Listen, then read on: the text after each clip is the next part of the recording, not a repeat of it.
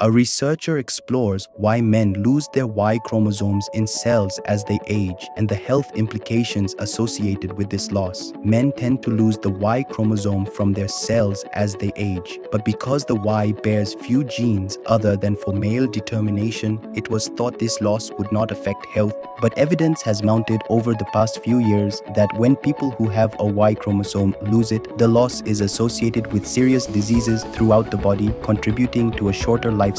New techniques to detect Y chromosome genes show frequent loss of the Y in tissues of older men. The increase with age is clear. 40% of 60-year-old men show loss of Y, but 57% of 90-year-olds. Environmental factors such as smoking and exposure to carcinogens also play a role. Loss of Y occurs only in some cells and their descendants never get it back. This creates a mosaic of cells with and without a Y in the body.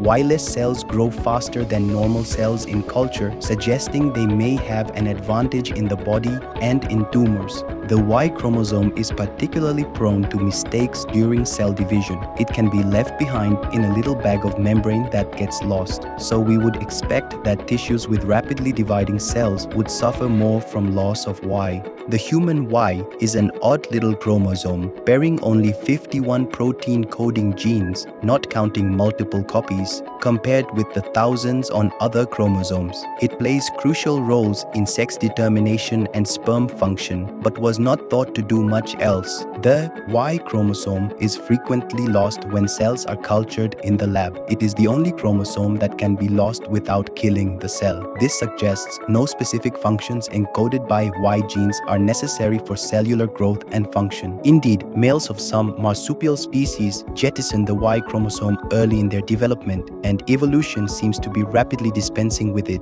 In mammals, the Y has been degrading for 150 million years and has already been lost and replaced in some rodents. So the loss of Y in body tissue late in life should surely not be a drama. Despite its apparent uselessness to most cells in the body, evidence is accumulating that loss of Y is associated with severe health conditions, including cardiovascular and neurodegenerative diseases and cancer. Loss of Y frequency in kidney cells is associated with kidney disease. Several studies now show a relationship between loss of Y and cardiac disease. For instance, a very large German study found men over 60 with high frequencies of loss of Y had an increased risk of heart attacks. Loss of Y has also been linked to death from COVID, which might explain the sex difference in mortality. A tenfold higher frequency of loss of Y has been found in Alzheimer's disease patients. Several studies have documented associations of loss of Y with various cancers in men. It is also associated with a poorer outcome for those who do have cancer. Loss of Y is common in cancer cells themselves, among other chromosome anomalies. Figuring out what causes the links between loss of Y and health problems is difficult. They might occur because health problems cause loss of Y, or perhaps a third factor might cause both.